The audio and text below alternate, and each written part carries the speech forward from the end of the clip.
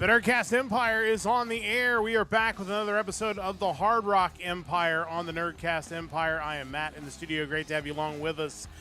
We are talking the music of August the 1st this week as we are approaching the end of August, at least as far as our episodes go. This is episode number 79 of the Hard Rock Empire and episode number 182 of the Nerdcast Empire as we close in on 200 episodes, and it's kind of wild that we have gotten this far, but it has been an awesome ride so far. We're excited for all the new things we're working on, and we're really excited about everybody who stopped by over the last week, whether it was on one of the streams, whether it was on social media.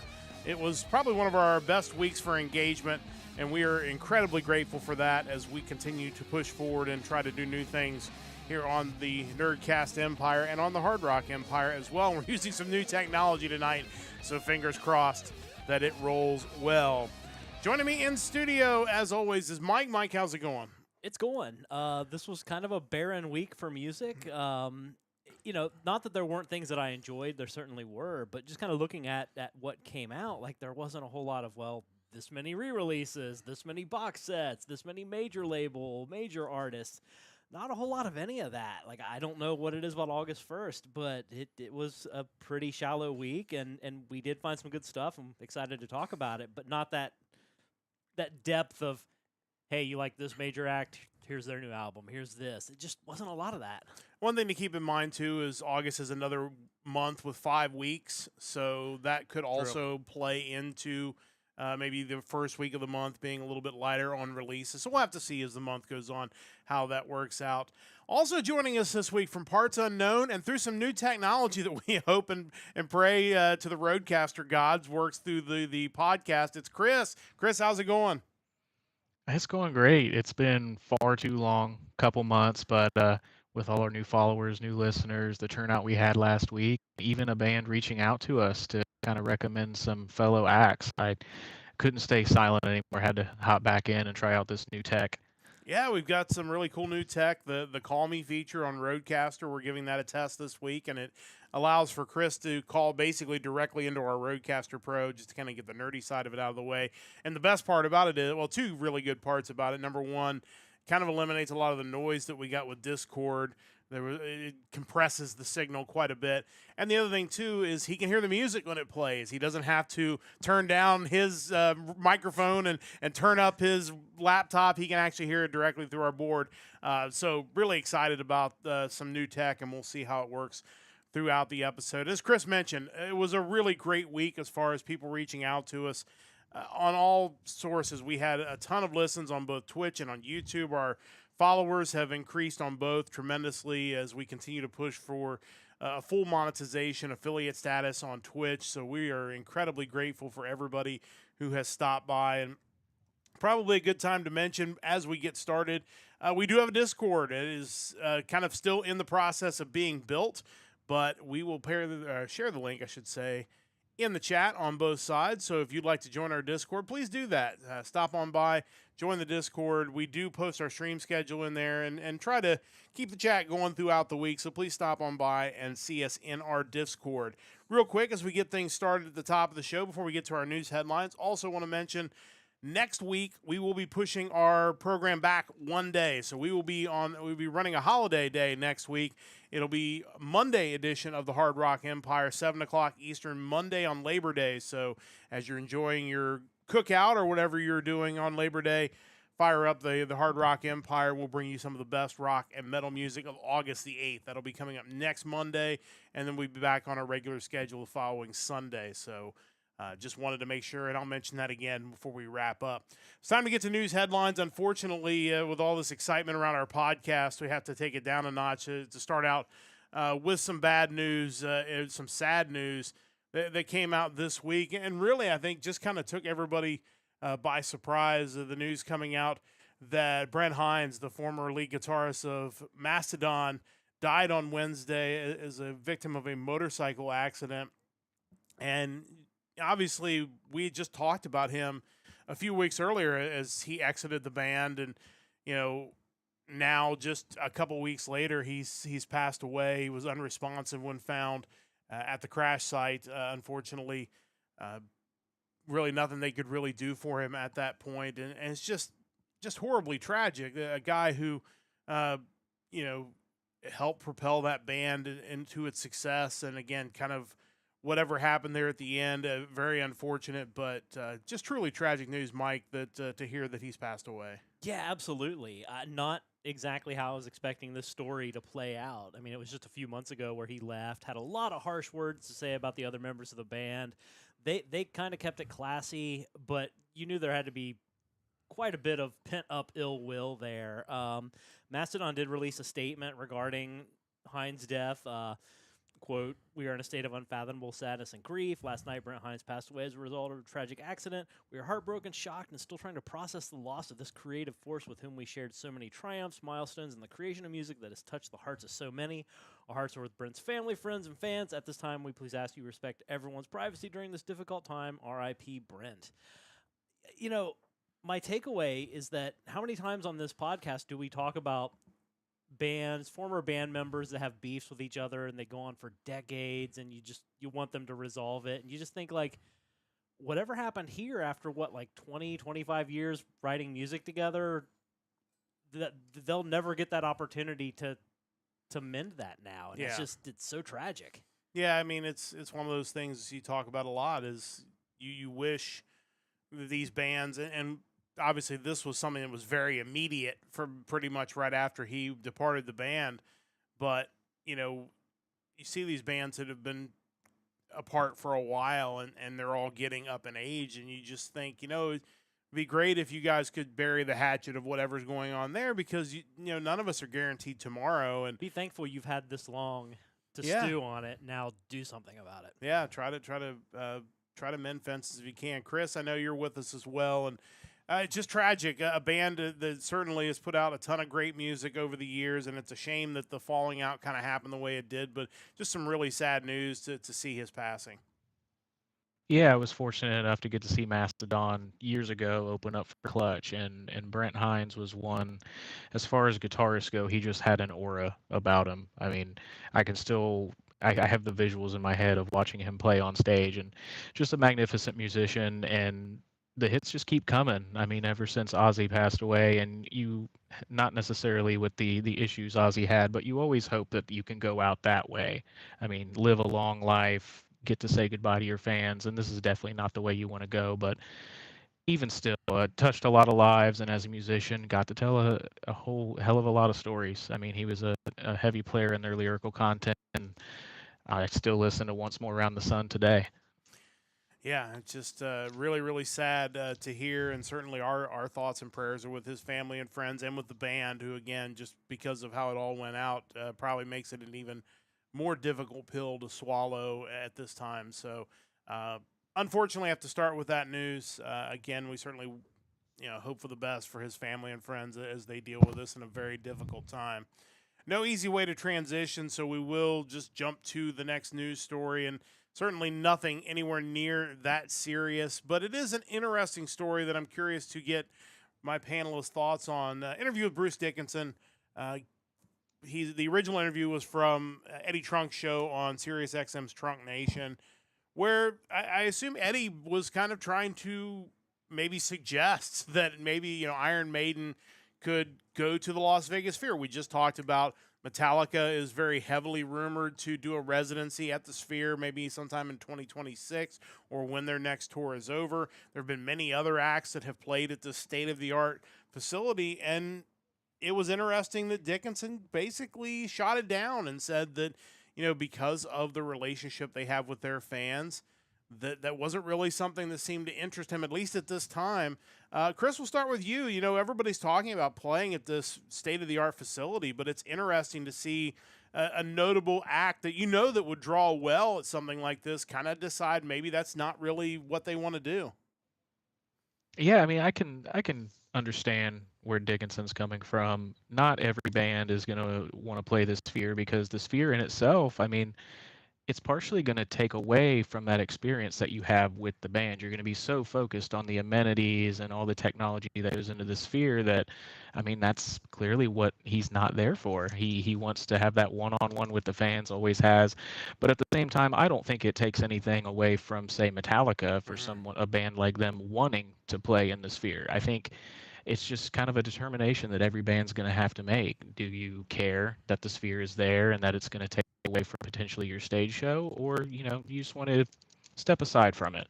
And honestly, the bands that they're going to try to get to play the Sphere, they're the bands that are the biggest names that are out there, and they're going to be allowed to make that distinction for themselves.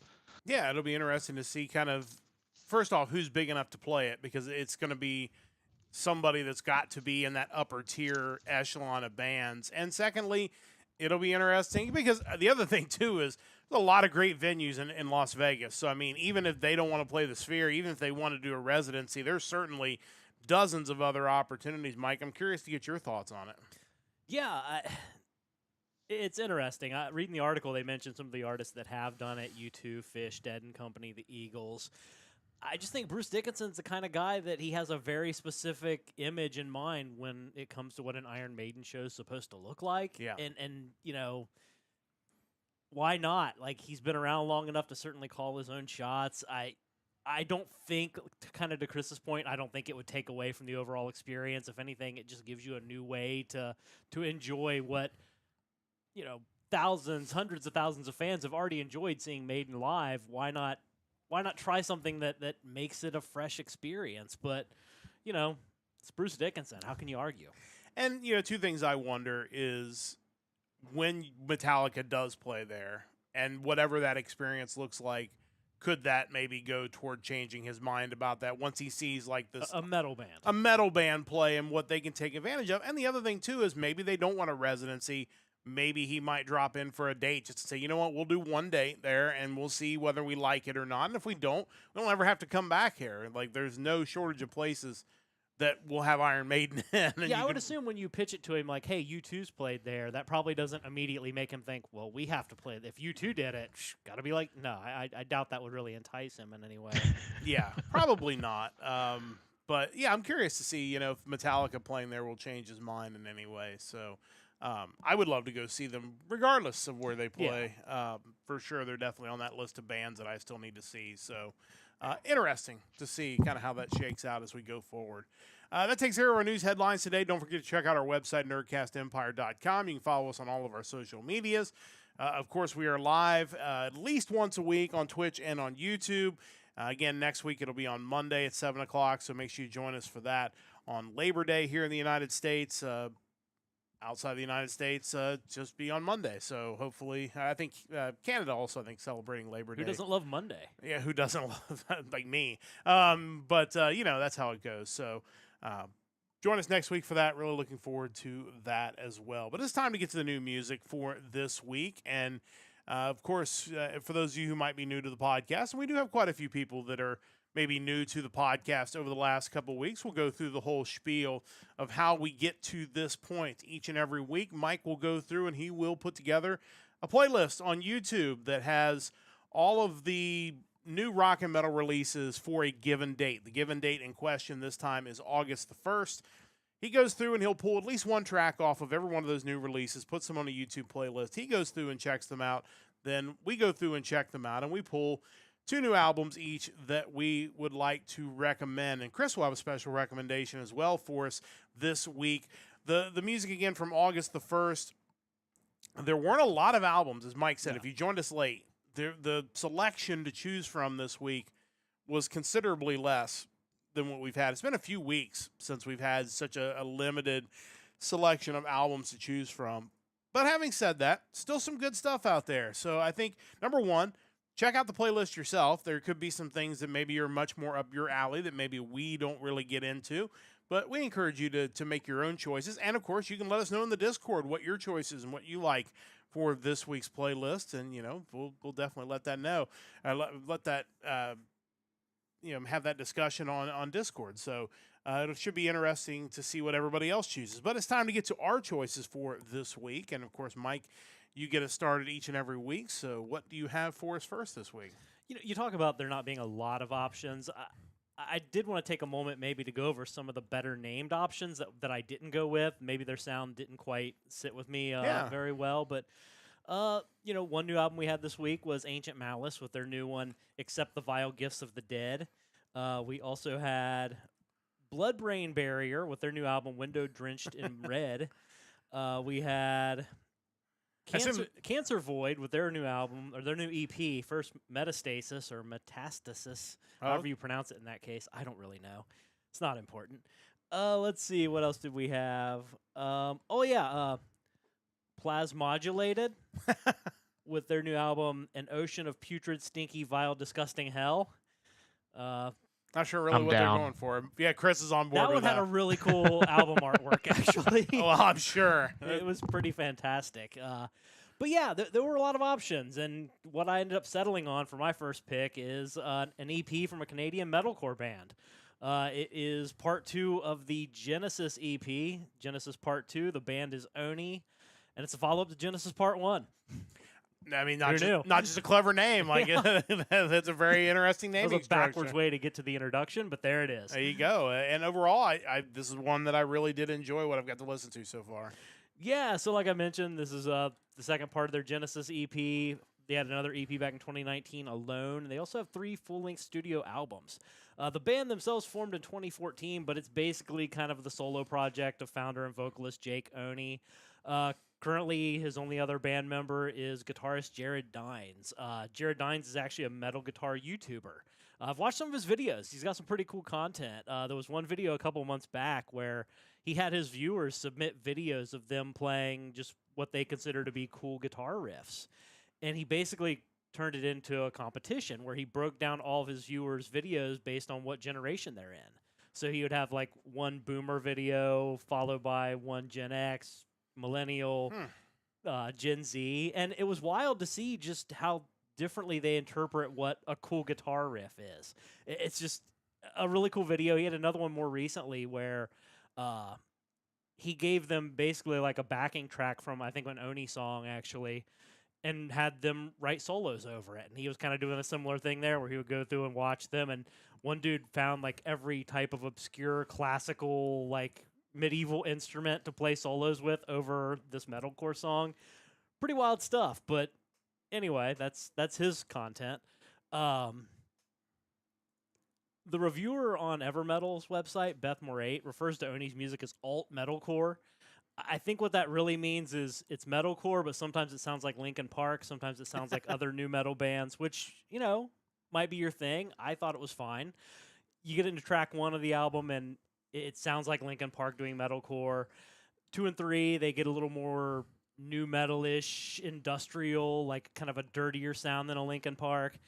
Then you kind of get like modern progressive metalcore throughout the album. So it's got tons of metalcore variations. There's probably going to be something on it you'll find interesting if you like heavy music one way or another.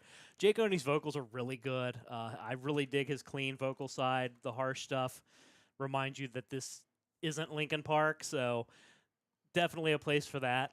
It's a short EP, so just listen to the whole thing. There are 6 tracks. It's worth your time for sure. If I were to pick standout tracks, I would say Illumination, Float, Retribution, and the track that I picked to listen to, the song What I've Become. Check these guys out. This is Oni with their new album Genesis Part 2. This is the opening track off of that album. It is What I've Become, so let's listen to a little bit of that now. I scream as the clouds shatter like glass on the ground. So now I hate what I've become. Let me be undone, sinking away from the world I know. Hate what I've become. Let me be undone. My heart will escape from this life so cold.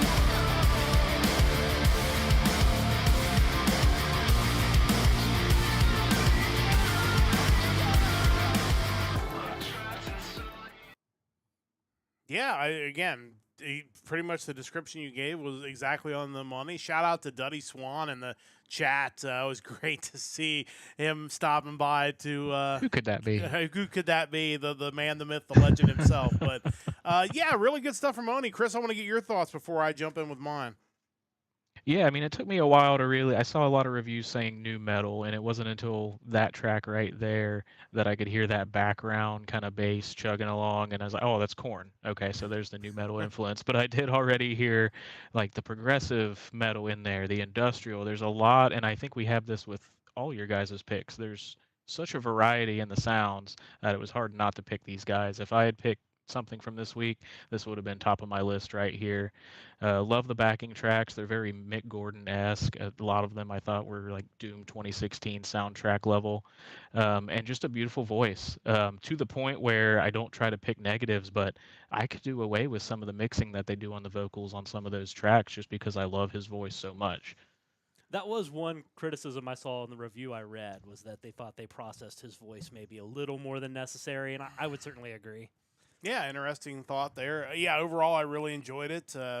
I think it was a lot of the best things that come out of those genres that you mentioned, because not all of that music is my favorite kind of music. But I feel like these guys really kind of found that spot in there that makes for really enjoyable rock music, and I'm really excited to get to listen to the rest of the album. So good stuff from them. But that is Oni with their new release this week, Genesis Part 2, or as of August the 1st. Definitely check that out. Really good stuff from them. As always, Mike, you have 2 picks each and every week. What do you have for pick number 2? Yeah, it kind of seems like a lot of bands now have finally embraced certain elements of new metal and incorporated it into their sound. Not necessarily a bad thing. I can definitely hear it on my second pick as well. My second pick is the 10th full-length studio album from a dark rock metal band formed in Italy but from Germany. They are Vlad in Tears, and their newest album is Hide Inside. Yeah, we've these guys have been on our list before during this podcast, 'cause you just don't forget a name like that. And overall, these guys are really good. Yeah, absolutely. We did feature their prior album, Relapse, from 2024. That was back in March, I believe, of 2024.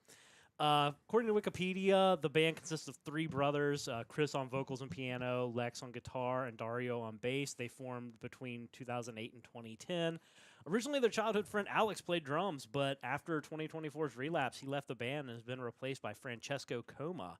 The reviewer on Cryptic Rock's website, Scott Henson, mentioned that he thought the band is kind of veering further toward metal, which, having only heard Relapse, not really being familiar with their earlier stuff, I'm kind of curious what their early sounds sound like compared to now. He talks about how the new drums really kind of have this striking power that the band wasn't really using before. He said, the music's a lot more in your face now, and that's certainly not a bad thing. So I'm kind of curious where they're heading with that. To me, this is just really enjoyable gothic metal. At times, it feels like you took a band like him or the Rasmus, and they wanted to play something more new metal-ish or metal-ish in general. Not a bad thing. Apparently, there's also a cover of a Justin Bieber song on this album. I don't know Justin Bieber songs. I only saw it on the review. They made mention of it. If it's a cover, it's a really good cover. Standout tracks on the album include The Monster Inside, Living Nightmare, No One Cares, Let Me Love You, I Want This Pain, Hide, and the track I picked to listen to, the song Your Trace. As I told Mike on Discord, I'm a little embarrassed to know that I've heard the Justin Bieber song. When you work a lot of sporting events, you hear basically whatever the current hit songs are. When I think of sports anthem, I think Justin Bieber. Well, I guess maybe not for me, but I guess maybe for somebody. But it was certainly a big hit song, so interesting to hear what their cover sounds like. But we're not going to check that one out. We're going to check out the song Your Trace. This is, again, Vlad in Tears off of their new release, Hide Inside. This is the second track off of this album. Let's listen to a little bit of that now. Falling down to the ground. I'm your trace, you never fade, you never fade. Coming down and I drown. I'm your trace, you cannot erase. Nothing to behave. I broke the seal on my slave. I'm freeing you from what it takes to come around and escape. I don't wanna be saved. Yeah, I know we've we've heard from these guys before, and I really like their sound. Definitely has a feel of like at least that track, kind of that early 2000s rock feel. It just feels like one of those groups that would tour. I'm trying to think of, because the song that popped in my mind is I Know the Breakdown. Tantric. That's who. I could not think of the name of the band. I was thinking Edema. Which was Edema. like kind of a lesser known new metal band there. I think the lead singer was like someone's relative or something, but kind of like that. Just Yeah, I mean, that was music I enjoyed, so not a surprise that I enjoy these guys, and I think people really need to check this album out. Chris, your thoughts on these guys? Yeah, I agree with you on the genre. I'd almost even say it lends toward maybe the tail end of grunge, that early 2000s as grunge was petering out, because those vocals, as far as comparisons I like to make, that's Scott Weiland over again, just Yeah. listening to that song. And that was actually the song I listened to that I was trying to pin down what exactly is this, am I listening to? Because it actually has like a rap section in it. yeah, that if song was right. very different, which I'm all for the variety. Yeah, the one thing I like is when these bands don't just play it straight and they do add some different things in there, because I think that, allows them to kind of put their own stamp on some of the stuff that may have influenced them. But His voice sometimes even has like a Josh Todd from Buck Cherry thing going on. yeah, I can hear which that. is wild. For sure. Because it's not Buck Cherry sounding music, really. No. But he got something about that. Like the tone of his voice kind of makes me think that. I would agree with that. But really good stuff. Vlad and Tears, once again, getting it done. Definitely check out their new album that's out on August the 1st.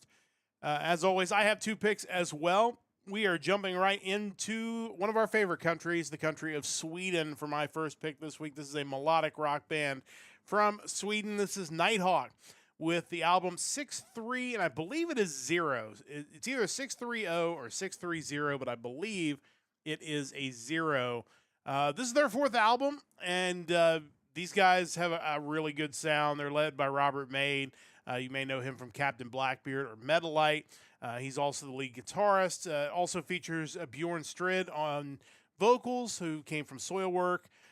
John Lonemere on keyboards. He and Strid also played together in the Night Flight Orchestra, as well as Rasmus Ernborn, who is on bass here, and Magnus Ulfstedt on drums. This is a band that has that AOR melodic rock sound, but kind of a 70s throwback. It's a little bit more mid to late 70s kind of arena rock, as opposed to maybe some of the AOR that we typically get that feels more 80s inspired.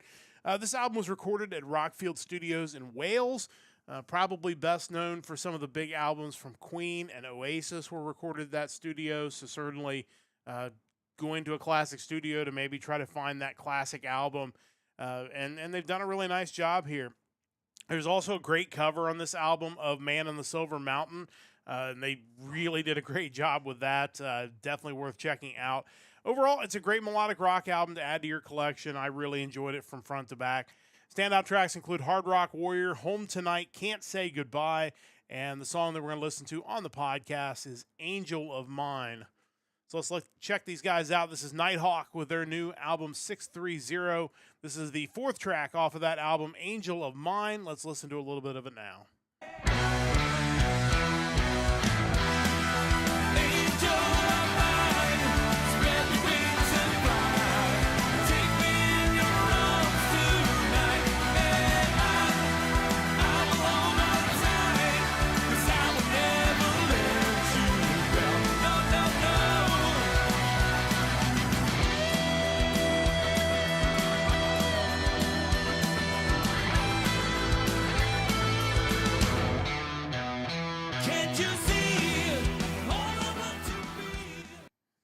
Yeah, again, it just a little bit more of an older style AOR than, again, a lot of the 80s type influence there. You hear the guitars. It's overall, I thought it was, that classic rock, maybe more so than mid 80s AOR. Mike, your thoughts on these guys?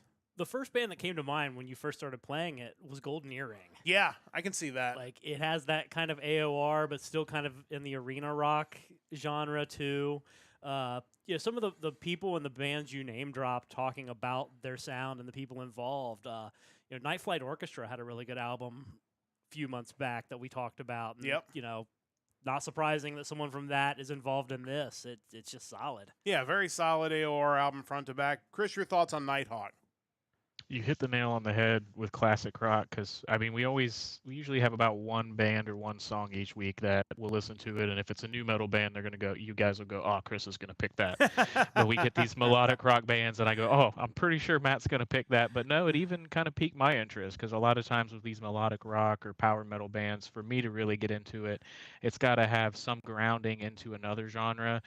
And this definitely had a lot of soul within like the classic rock realm, and that definitely piqued my interest as opposed to a lot of like the power melodic metal that are just built around that one genre. Yeah, agreed. It definitely has much more of a kind of a throwback to that mid to late 70s feel. I think that is something, and I love their routers. You know, when you search, you know, every week we talk about this, and Mike unfortunately has to deal with it more than anybody. Is when a band is named or something that is a common term, or their album is named something that is a common term. When you go to look these guys up, it becomes a problem. And yes, when you look up Nighthawk, you get all these routers that pop up. And I think I either have one or I keep getting pitched one, so that makes it even worse that it's constantly showing up. I don't know what's worse, the people who have the super common names where I just can't find it, or the one like the metal bands, like the extreme metal bands that have the really edgy sounding names that when I search them, I get either Google or YouTube like doing a wellness check on me, like, "Hey, buddy, are you okay?" Yeah, Like, that's You're true. on you're on a list somewhere for sure. yeah, it's just like we don't believe that you're looking for the band, you know, Murder Yourself. We just want to make sure you're okay. Like, look, bad taste aside, I'm fine, but thank you. But it's like, from a marketing standpoint, is that really the name you want? I just... You're really not counting on going big if that's your name, because that's never going to get on the bill. Like, you're going to have rights groups coming out. You're going to have, like... I'm going to start logging, like, the bands that, when I search for them, I get these kind of responses, just so we can highlight them on the show. That feels like one of our best of at the end of the year lists for sure. So, but no, good stuff from Nighthawk. I'm sure their routers are excellent as well. But this band definitely worth checking out. My first pick for this week.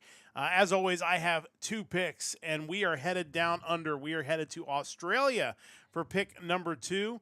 And this is a hard rock band from Melbourne, Australia. This is Ablaze with Sink Your Teeth In.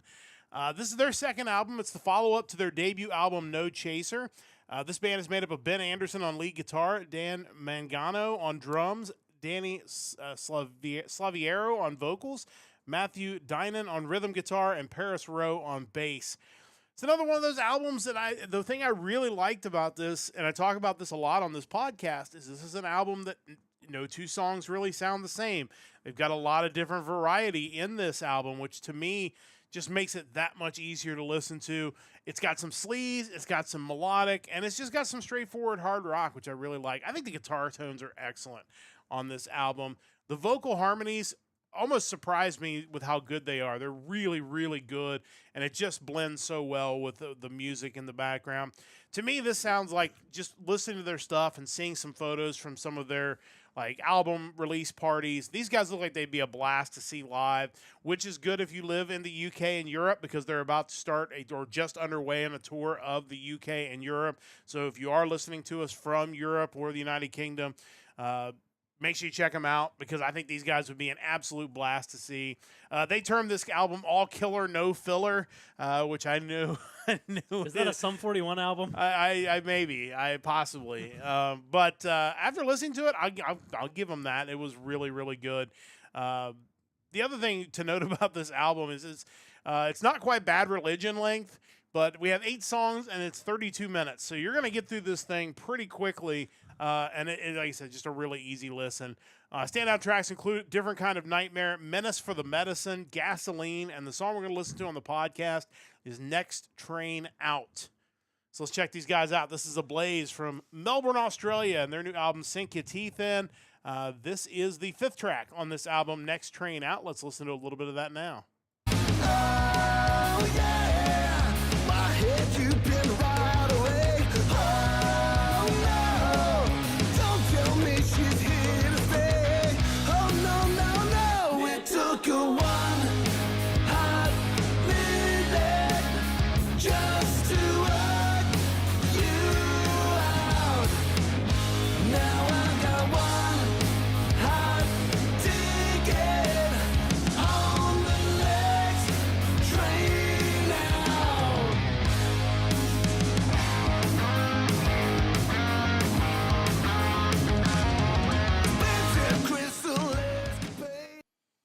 I mentioned there's a little bit of sleaze there. I would even go as far as to say there's a little bit of southern rock there as well. I definitely got those vibes as we went through that. Chris, we'll let you go first. What'd you think of these guys? Yeah, just love the variety and sound. Like I said, like it opens up with that sleaze, that kind of glam hair metal opener, and then by the time you get to the last track, it's almost just an '80s ballad. You feel like you're listening to just some chill Aerosmith or something. But then right in the middle, I think it was track 3, Siren's Call. I hit that, and it sounded like something I would hear on the radio today. I mean, Yeah. it just time traveled right out the '80s, and it buffed everything up with some new age sound. So a lot going on, and they were right along there with Oni. If I had made picks for this week, they were right there as my secondary. Yeah, for sure. I definitely agree with that. Mike, your thoughts? My first thought was, is Gasoline just a cover of Bad Religion's Kerosene? Because that would be awesome. It would be. No, you wonder why we don't see this all the time. In a day and age where people are more likely to buy a single song as opposed to an album, why not just have an album where you basically have a different sound on every song? Like there's no real need for cohesion anymore. It's not the one dude who likes your single picks up the whole CD for $17 and gets mad because that's the only song that sounds like that. Like that doesn't really happen anymore. To me, if I have a list of my influences, you're going to know them individually by each song I write, I would think. Yeah, I think that it makes for an easier listen to me. Like we've had some, it's something that shows up in melodic rock a lot, where you just have these albums that sound like they wrote one song and then just changed the lyrics 8 times and wrote 8 songs out of one. And sometimes you don't know when one song ends and one song begins. These guys were the exact opposite. I felt like there was such great variety. And Chris even mentioned the ballad at the end, which really I wasn't ready for, but it was really well done.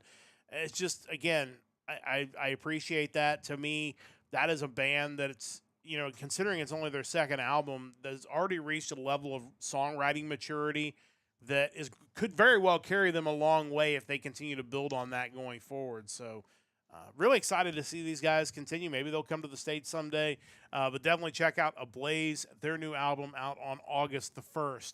That takes care of our new music, but as we kind of transition into the Vault segment, Chris is going to kind of get us started with that because he's got, well, I'll kind of let him tell the story, but a band that we're going to spotlight one of their songs, and he's got a little bit of a backstory to it as well. So, Chris, I'll let you jump in and kind of talk a little bit about that. Yeah, kind of a mix of new music and vault picks here. Like I said, we had a band reach out to us. So last week on the new music segment, you guys mentioned Tomb of Giants, and Daniel Melchior, the bassist from that band, actually reached out to our page, and he offered not only a recommendation to us of a fellow band, but just some Easter eggs about some of our topics from last week. He mentioned that Xandria, which was featured after them on our listings, were founded just 20 kilometers from them and is actually the hometown of their newest singer. Oh. Yeah, they haven't played in the region yet, surprisingly, so they haven't been able to go and actually check them out, but just kind of wanted to give a shout out to Xandria there for being so close to home. Yeah, for sure. And then I mentioned, we love to bring on these recommendations. We've had bands do it in the past, and I'd love to get it to where we have its own segment kind of featuring recommendations from bands. And they called out Savage Blood, a melodic power thrash metal band formed in the same region of Lower Saxony, who actually managed to just get signed to a label recently, MDD Records, with their latest album from late 2023. Going to go through some of the band members here, and I'm going to struggle my way through it because I'm not great with umlauts. We've got Michael Vector on bass, Mark Konecki on drums, Jorg Steinhock on guitar, as well as Timios Zorodakis and Peter Dreisman on vocals. These guys have been around in a couple different bands for a while. A couple of them were a part of Enola Gay in the early and late 90s, a fellow kind of power thrash metal band. They broke up in early 2001, and then they got a couple other bandmates and they formed Savage Blood. This latest album I'm going to cover is called Wheel of Time, and it's got everything I want. As I mentioned, when I look for melodic or power metal, I'm looking for it to be grounded in another genre, and this is heavily grounded in thrash metal and classic metal. You've got your Dickinson, Rob Halford-esque vocals, catchy choruses, machine gun drums, and just some stellar guitar solos. Uh, it's made my playlist already. It's an album I can listen to front to back. But as far as standout tracks on this album, their first opening 3 tracks, Battle Cry, Warriors of the Fortress, and Oblivion, as well as the closer title track, Wheel of Time. One I've got laid out for everybody is Oblivion. That's the 3rd track off the album. Let's give it a listen, and I hope you enjoy. Thank you, Chris, for that, and we will do that. I do have to have to tell myself a little bit as I was pulling this up quickly because you'll notice it's not on the rundown. This was kind of a scramble to get all the tech stuff working today. I looked up the song, but when I looked it up, there's also a band called Royal Blood who also has a song called Oblivion that I'm sure is completely different. Wow. But I had accidentally pulled that up. But now we have the correct song. It is Savage Blood with the song Oblivion. So as Chris said, let's check this out a little bit now off of their album Wheel of Time from 2023.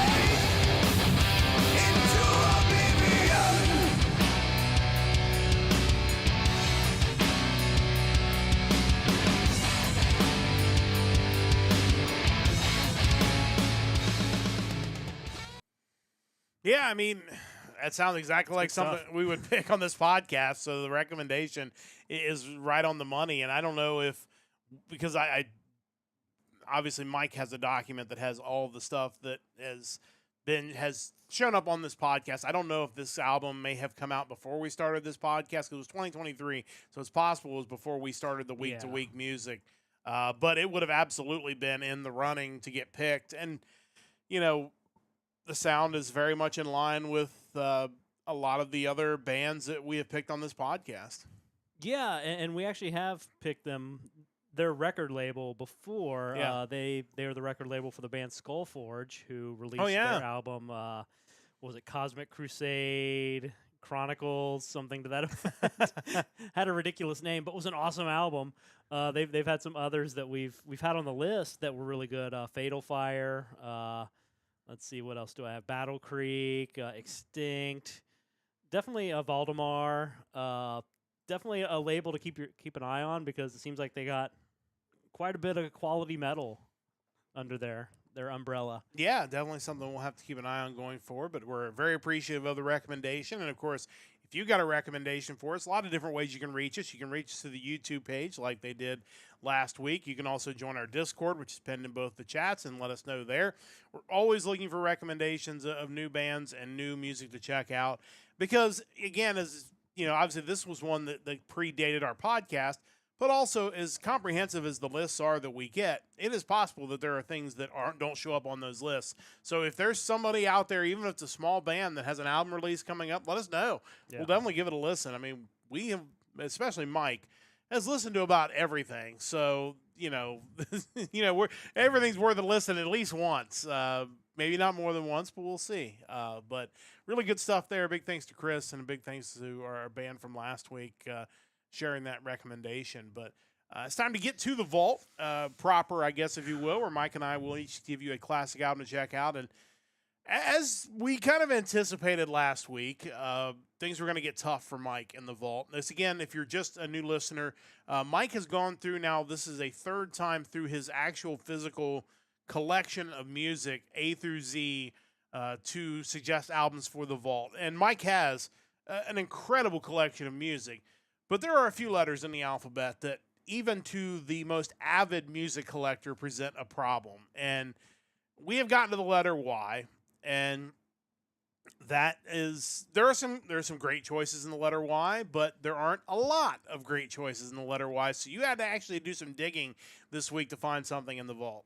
Yeah, so this is technically my 2nd time through the alphabet as far as going through my own collection. Yeah. Third time total. The second time I went through just the Wikipedia list of glam metal bands and picked a band for each letter. Yeah. But yeah, going through my collection, getting to the letter Y, there's not a lot out there. The obvious choice would be, yes, their album Fragile, but we've talked about that before. Yep. My first time through the alphabet, I believe I picked one of two albums from the band Yuzu, Japanese rock band, does music for Hunter x Hunter. Good stuff. My collection app that I use to track my CD collection lists Yngwie Malmsteen under Y, but I don't think that counts. Not in my mind. Yeah. Also, two different Chrono Trigger soundtracks because Yasunori Masuda worked on that, but that still also seems like cheating. So I pulled up Metal Archives and just did a search for power metal bands starting with Y. And they gave me the whole listing of bands starting with Y. I did a search from there just for the keyword power metal and started going through and just to see what would stick out. And what I ended up running into was this band called Yumerika. They are from Japan. They are listed as a melodic power metal hard rock band, although their website calls them a heavy pop band, which they are. That's fair. Yeah. Pop has a lot different connotation in Japanese music. It is much more. There's much more rock and pop in Japan than there is over here, so I could see where that would line up. And it's probably something more like the distinction being pop music compared to like traditional music. Yes. Less than pop is just what's on the radio that isn't rock or rap. So yeah, I ended up going with the band Yumerika and their debut album from 2022, 11. Yeah. You know, I did get the chance to listen to this afternoon because it's not a band I was familiar with, and overall, it's as advertised, very solid, enjoyable album that really goes pretty quickly front to back. Yeah, I mean, only like 7 tracks, so you get through it really quickly. The band formed back in 2012 in Nagoya, Aichi Prefecture, Japan. They consist of Yulika on vocals and guitars, Murase Hirokichi on guitars and backing vocals. Did I get his name right? That doesn't look right. Let's make sure I'm right about that. Yumerika members. Oh, yeah, because his name is Mark. That's funny. Oh, okay. Metal Archive says Maku. It would be Mark. Yeah. I'm guessing I must have pulled it from just the website specifically. But no matter. And Tom on drums. Their website's kind of cool. It very, like, Japanese rock band-ish. They have, like, full bios of every member, giving you all their influences, their favorite foods, all sorts of stuff that I don't really need to know. But it's interesting seeing their influences. The lead vocalist, her influences include Lisa. Not too surprising. Not at all. Also, in this moment, Orianthe. So also not surprising you want to be a rock musician. If you like Orianthe, you want to be a rock guitarist. Fair enough. The guitarist, his influences include Metallica, Muse, Fall Out Boy, Panic at the Disco, Arctic Monkeys, Bees, because what Japanese guitarist or rock band isn't influenced by Bees? You should be. Mark on bass, his influences include Bring Me the Horizon, Nothing's Carved in Stone, Coldplay, Lacrima Christi, and Seikima 2. And finally, the drummer, Tom, his influences include Halloween, Camelot, Opeth, and Primus. So definitely a blend of influences go into this band. That being said, also in their bios, they have weird facts or how they got started in music. And for the drummer, Tom, his starting point in music is got his start while training in the mountains. He pulled a sealed magic sword. I don't know how that works, but fair enough, man. That's good. I mean, is he the king of England now, technically? I think he would be. I mean, we always assumed the next king of England would be a Japanese rock drummer. At least I did. I might be alone on that one, but that's fine. Their music's heavy at times, but always stays very pop-minded at the same time. I think it was the band Mega Colossus where I first heard the term adventure metal, and I kind of feel like that's what describes their sound. It sounds like they could have written the theme song for the next big shonen anime. Might be a little heavier than that, but still it would fit. Standout tracks on the album include, well, pretty much the whole thing. Get the Wind, Magi Noir, Maze Night, Rain, Kokuo no Tsubasa, Jiko Aisei, Jinkaku, Showtime, and Hikori Emblem. Yeah, I mean, been around since 2012. They've had some singles and EPs. This is their first full-length album. Hope they keep releasing music because this was actually really good. Yeah, like I said, I listened to it today, and I definitely enjoyed it, and certainly would listen to more of their stuff if I found it. Chris, I don't know if you had a chance to check it out or not, but if you did, do you have any thoughts on it? I think every band needs to list on their page their starting points just like this. And if I were to do that, I would hope that mine would either be something similar to pulling a sealed magic sword out of the mountains or something as simple as this other one. When I was in junior high school, my parents told me, if you get good grades on your tests, I'll buy you a guitar. So I did. Yeah, I mean, it doesn't get any better than that. Like, I'm pretty sure that is the storyline of Boji the Rock. Like, I'm not sure, but it could very well be. But That's why that anime is so popular. It's realistic. it is. It spurred a series of people buying instruments in Japan. That's kind of wild, but no, it was really enjoyable, and I feel like we've kind of dropped the ball not having some sort of ridiculous lore for the Nerdcast Empire. It's not too late. Maybe we need to have a lore contest to come up with something totally outrageous. But yeah, definitely. I'm down. Let's do Well, it. I didn't read this one. This is kind of tragic. The bassist, Mark, his starting point. There was a guitarist I loved. If he played guitar, I wanted to play bass and start a band together. It won't come true anymore. But ... Oh, jeez. That's. That I mean, is I hope that's ominous. Just, it's not. It's like the translation, and it really isn't that tragic. But if so, that's really sad. Yeah, it is for sure. But no, I really enjoyed these guys, and definitely looking forward to checking it out. And nice, just something different. So Yumerika, definitely check those guys out. That is Mike's vault pick for this week. Time for me to give you my vault pick. And again, for those who maybe are just joining us, because I picked so many bands that are from the record label Frontiers Records. You decided to pick more of them. We've decided to pick more of them, and what we decided to do was basically spend 2 weeks on each letter of the alphabet, picking one band out of my own choosing, and then letting a randomizer choose another based off the Wikipedia list of Frontiers bands. A couple rules to it, since I haven't mentioned this in a few weeks. The album that I pick has to be a Frontiers release, so I can't pick a band that released, because they have a lot of classic rock bands. I can't go back and pick something that was released in 1975 because they currently have something out from Frontiers. If they have something current, I've got to pick that. And then, like I said, that second week is a randomizer based on that letter of the alphabet. And we're up to the letter L, and it's my pick this week. And, I just knew this was going to be good, and I'm not in the least surprised that I was right. This is the single release, the only release from the band Level 10, and the album is called Chapter 1. Level 10 is the first and only album from the project with Russell Allen and Matt Sinner. Of course, Russell Allen gets mentioned almost weekly on this podcast. He's not the only guy involved in this act that gets mentioned weekly, as we'll get to in a moment. What I did do this week, and this is an aside because I was on the road for work this week, and so spent a lot of time in my hotel room writing and listening to music. I found a playlist of the best of Symphony X and basically played it on endless loop so that I could become more familiar. Because I know a lot of Russell Allen's other stuff. I don't really know his Symphony X stuff. We're going to see them in concert next month. So it was a great time to really get a chance to listen to his Symphony X stuff, which is excellent. Yeah. But this is not that. This is another side project from 2015.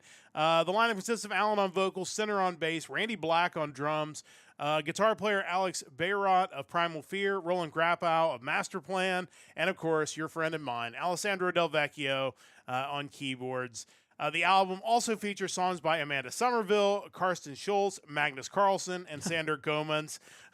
It's basically the all-star team. That is the all-star team when you put that together.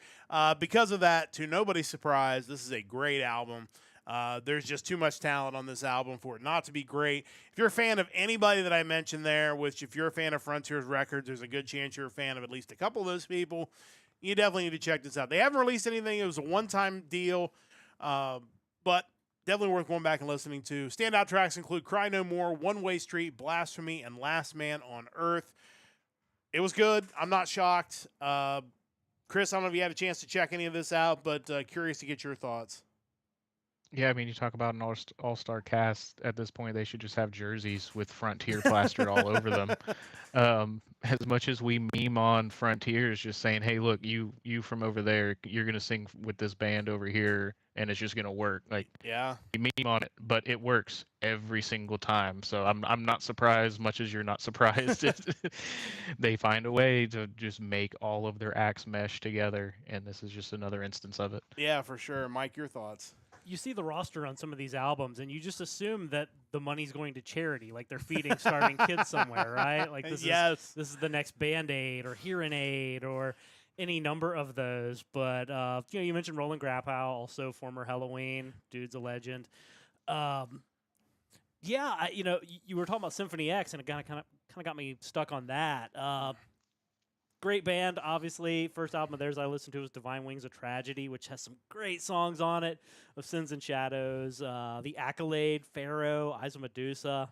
Great stuff. But Russell Allen's involved, just like with this, and I'm sure both are amazing. Yeah, for sure. And definitely excited to see Symphony X in concert next month with Sonata Arctica. But again, if you're a fan of these guys, you need to check this out. Next week on the Vault is the randomizer pick, and we're going to be checking out the second album from the band Lords of Black. So another one of our Frontiers favorites, our good friend Ronnie Romero, will show up next week. I only own one CD from a band whose name begins with the letter Z, and we've already talked about it, so I don't know what I'm going to do. We will see where Mike goes. You're going to go to Japan again.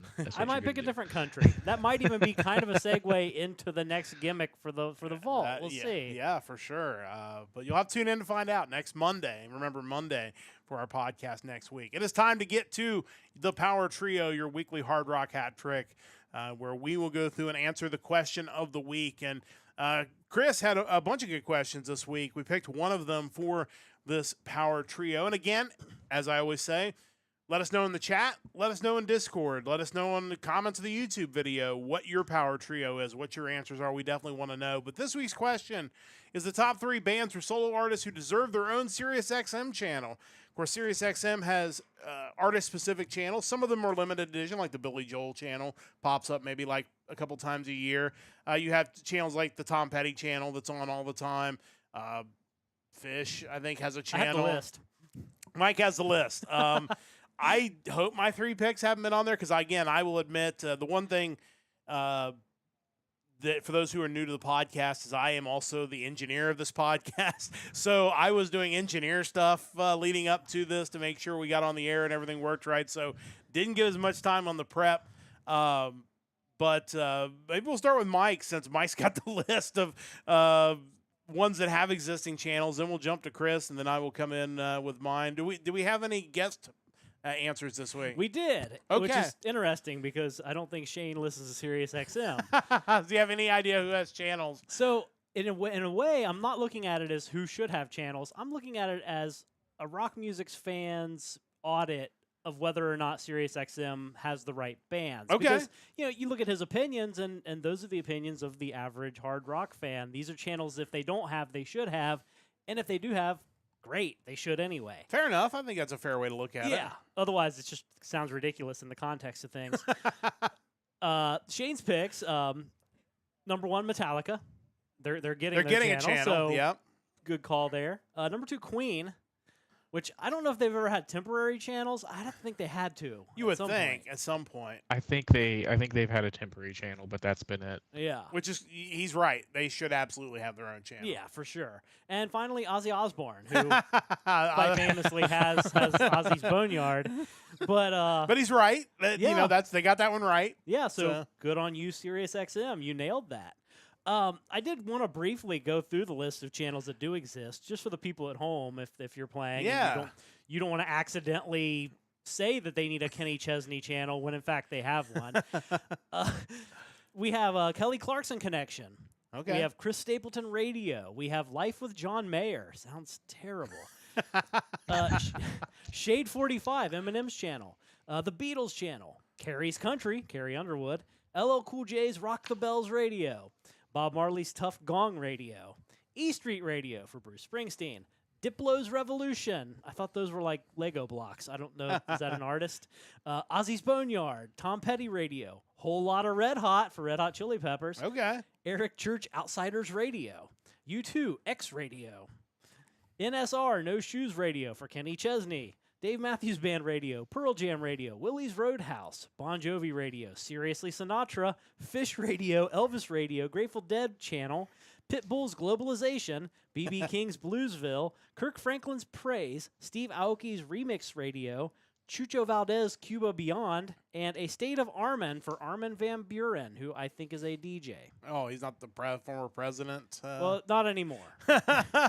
I'm sure Chris knows all about the Pitbull channel, for sure. Oh yeah, I mean, I love Pitbull. I don't know that I'd give him his own XM radio station, but I don't have a say in the matter. And this is good because I have a new car and now I have like access to all the channels in my car. So I don't know what channel Chucho Valdez is, but I'll figure it out. We'll get that figured out and find out what's on there. So now that you've given us the full list, why don't you tell us who if anyone's think, left? If there's anybody left. I'm at least relieved that the 3 that I have are not on that list. So my angle here isn't like these are great bands, they deserve their channel. To me, it's more like what styles of music within the rock spectrum aren't being served by SiriusXM presently. Yeah, I agree with that. So my number 1 pick, Halloween. Yeah. Like power metal. Why can I not find power metal anywhere on SiriusXM, whether it be the channels or even their online? Like they should have a channel dedicated to so many great European, American, anywhere power metal. It's just not being served. Agreed. Number 2, another type of, I think, somewhat popular rock music that isn't being handled in any way, shape, or form. We need a station based on bees or ex-Japan. Yeah. Because I did look through my entire radio and no J-rock, J-pop. Like, how are like 10,000 channels and none of that? Like, it can't take much overhead to run one of those. I wouldn't think so. Maybe I could start one. I have no idea. There we go. And finally, less popular, but I still think something that I would like to see because it's a type of music I do enjoy. A channel based on the megas or any kind of nerdcore rock act. There's tons of that out there. We see them at numerous conventions every year. I don't know how much of an audience there is. Shane brought to my attention an artist, Sun Broku, who does like Linkin Park, Bring Me the Horizon, Knocked Loose inspired songs based on anime. He has like a song about Vegeta and Konosuba and any number of them on his YouTube channel. But it's just like, let's find an avenue for that to get out there. I mean, I think that'd be a blast. What was the band that Saker was a member of? I saw they were going to be touring again. Masterhand. Yeah, Masterhand. They were good. They're going to be somewhere in northern Ohio, I think either this weekend or next weekend. They came up on my iPod the other day. Weebles Wobble. Great song. They were so much fun. Definitely made the trip to the anime convention. Certainly worth it. Chris, definitely curious to hear your vault picks. Disappointed that you won't be able to pick Pitbull also, but but I know you'll have some good picks besides that. What do you have for your 3 picks? Yeah, excited for my first in-person power trio. Went kind of the same route as Mike in trying to find genres that had less representation, but he definitely knocked me out of the park on that one. Those are far and beyond much better genres that need put on SiriusXM. But the other aspect of mine was I was trying to keep in mind bands that had plenty of deep tracks. I mean, I feel like that's the whole purpose of a SiriusXM station for an artist is you're trying to get those deeper tracks that the true fans are really going to be appreciative of. So I went with an obvious pick, Rush. They may have had a limited time run on SiriusXM, but how Rush doesn't have their own channel is beyond me, and that opens up just so many different prog acts that you could play deep tracks for. It's such a deep track heavy genre. I mean, you could have Supertramp, Pink Floyd, the list would go on and on there. I had an overlap with Shane, Queen, the same thing. We've talked so much about their back catalog that doesn't necessarily get featured on everyday radio, and they would just be a shoe-in. And then last, one that I didn't see too much variety on, and I might need corrected on it if there is, but kind of the new wave variety. And so I went with Sting. I figured that would be a good name, a solo artist name to tie to a channel like they like to do. But then you can also lump in his work with Police. So you got Sting, the Police. You WCW. could, Yes. yeah, absolutely. But I mean, that opens up the floor for Tears for Fears, Men at Work, Duran Duran, so many other new wave acts that you could feature and show a lot of their back catalog as well. Yeah, totally agreed there. And I feel like either Sting or the Police might have had a limited run channel at some point, but it wasn't a full-time channel. I feel like channel 33 on SiriusXM, I can't remember what it is, but it's something that plays a lot of the stuff he says, but it's not an artist-specific channel. So you feel like Yeah. actually pinning an artist to that style of music would maybe draw more listeners in. And also, the other part of that is having old concerts, having things like that don't necessarily play all the time. When you flip by some of those stations you mentioned, they'll play just deep cut concert footage from 30 years ago and stuff like that you might not be able to find anywhere else. So I think that's really cool. Yeah, play me some of the Synchronicity tour or the Scrantonicity tour. Yeah, Scrantonicity too. Not Scrantonicity, which I'm no longer a The member. bar has an applause meter. Oh, But no, I agree. I think SiriusXM should be about serving me music that I wouldn't get in mainstream radio. It's so weird when you listen to like an Octane or Hair Nation's really bad about it, where they play the most obvious. Like, yeah. I don't want to hear that Great White Song again. Like, there's Shout at the devil. yeah, it's just this is so unnecessary. Like, there are so many lesser known songs that I think I'm paying for this. Like, give me something interesting. I don't know. And we're going way off the rails here before we get to my picks, but something I've noticed now that I have a car that actually has, Apple CarPlay and their Android Audio is like, how's SiriusXM doing? Because Makes you wonder. I have listened almost exclusively to YouTube Music since I got the ability to hook my phone to my car. I have all these SiriusXM channels, and I rarely listen to them because I just listen to the stuff that I listen to. So They're doing well enough to have a full-time pro wrestling channel. they are. Whatever that means. Whatever that means, which reminds me there's a pro wrestling event going on right now, which probably means I need to start working this to the end. But before I do that, let's get to my vault picks. You kind of hit the one on the head. I picked L'Arc-en-Ciel as the linchpin to your J-Rock channel, but I think I went maybe a little more classic rock. Yeah. And yours is a little more contemporary. Yeah, but I mean, either way, there's too much good J-Rock out there for there not to be some sort of channel for your TM Revolutions, for your Siam Shades, groups like that. You mentioned a couple of classic And certainly ones the as pop well. side could be. Oh, I mean, there's so many obvious. yeah. Otto, Yoasobi. Well, and the idol side of it, it's so huge. Whether it's There's clearly money there. there's huge money there. So There's Uma Musume. yeah, Uma Musume channel, the AKB48 channel, the Morning Musume channel. But anyway, any of those would work. As a gag, I picked the Magnus Carlsen channel. Like, I want a channel of all the music he's written, because of course he is one of the primary writers for Frontiers. He, of course, we've talked in the past. He wrote the Alan Land stuff. He wrote most of their duet album stuff. We just talked about one earlier. The guy's clearly a genius, and anything he's involved in, I want a channel of all of that and be able to listen to it because it's going to be good. Yeah, for sure. And the last one is Chicago. Like, I love Chicago, and whether it's your 1967, 68, 69 late era Chicago Transit Authority stuff, all the way up to their kind of commercial stuff of the 80s and 90s, I would love a channel like that. I would love a channel that plays kind of your horn rock, some horn, Like Cherry Poppin' Daddies. not that level. There's a channel for that if you want that, I'm sure. But bands like Huey Lewis and the News, and there are a lot of those bands of the 80s and 70s that incorporated the brass sounds to their rock music, and obviously Chicago being the linchpin of that. Honorable mention that I'm shocked didn't come up was Bad Religion.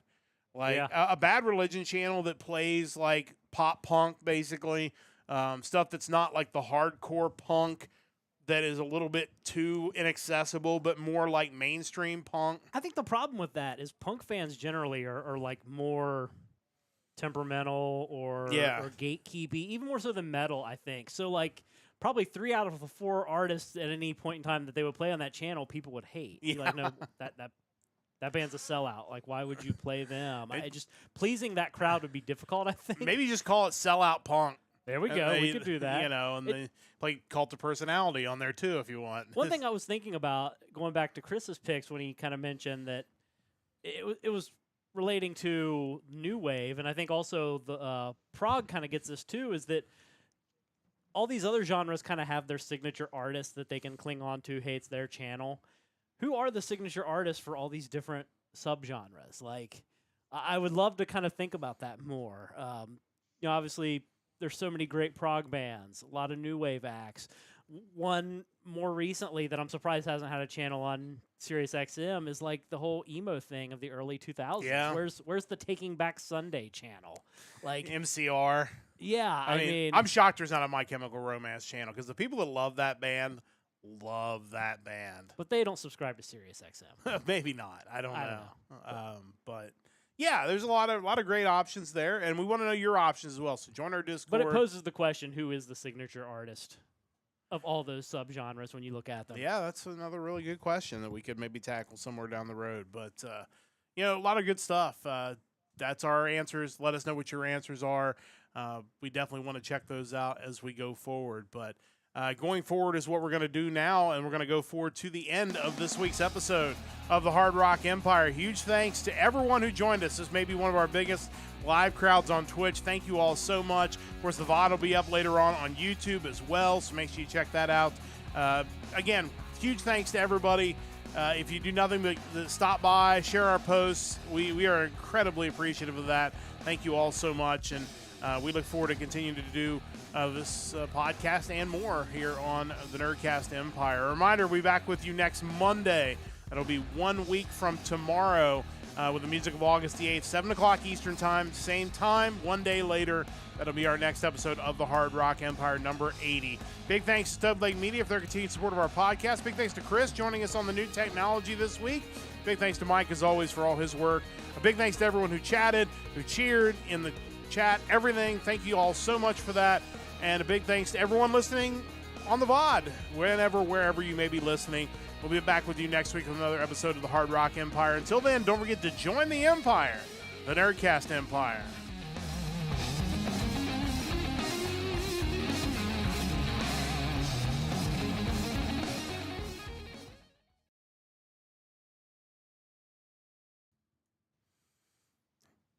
And we are out. We did it. We did it. That's beautiful. Seamless. You know what? I'm shocked. You know, the only like heart pounding moment is about 40 minutes in, a warning popped up on my screen.